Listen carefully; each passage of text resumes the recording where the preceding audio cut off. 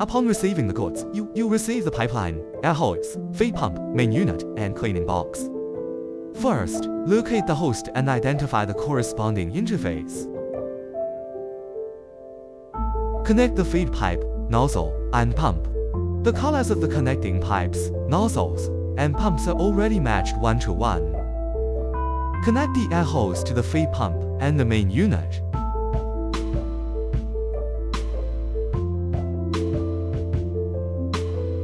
Connect the nozzle's feed pipe to the feed pump, and connect the nozzle's power supply to the main unit.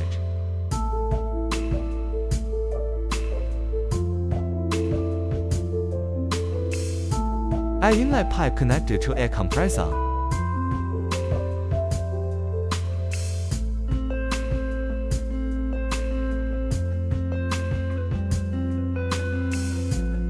Finally, turn on the power.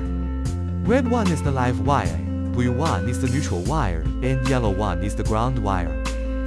Follow us and contact us to learn more.